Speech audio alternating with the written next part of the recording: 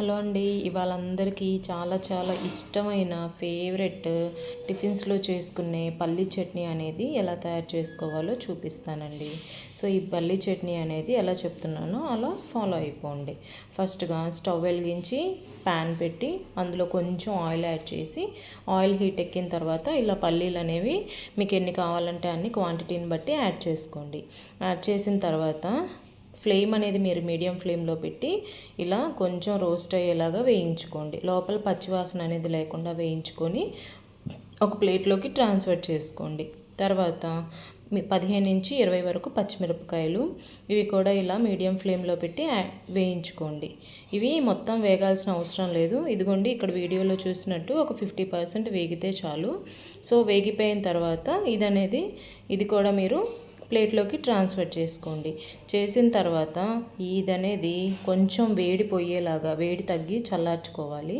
So చల్లార్చిన తర్వాత అందులో యాడ్ చేయాల్సిన ఇంగ్రీడియంట్స్ కొంచెం కొత్తిమీర, చింతపండు, బెల్లం, రుచికి సరిపడా సాల్ట్.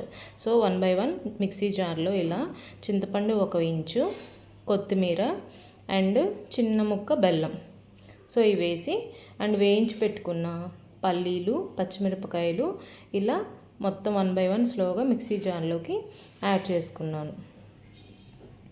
సో ఇదిగోండి ఇక్కడ చూస్తున్నారు కదా, అన్నీ యాడ్ చేశాను ఇందులో. ఇప్పుడు ఇది మిక్సీ పట్టేద్దాం. సో మిక్సీ పెట్టి ఇలా 50% మెదిగిన తర్వాత ఇందులో రుచికి సరిపడా సాల్ట్ అండ్ వాటరు కొంచెం, అంటే మీ కన్సిస్టెన్సీని బట్టి మీరు యాడ్ చేసుకోండి. మిక్సీ పట్టేసానండి. ఇదిగోండి ఆల్మోస్ట్ మనకి ఇక్కడ పల్లీ చట్నీ అనేది రెడీ అయిపోయింది.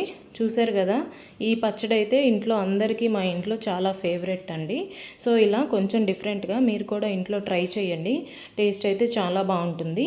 ఇది అన్ని టిఫిన్స్లోకి చాలా చక్కగా ఉంటుంది. సో మీరు కూడా ఇలానే ట్రై చేయండి. సో వీడియో మీకు నచ్చింది అనుకుంటున్నానండి. నచ్చినట్లయితే లైక్, షేర్ అండ్ సబ్స్క్రైబ్ చేయండి.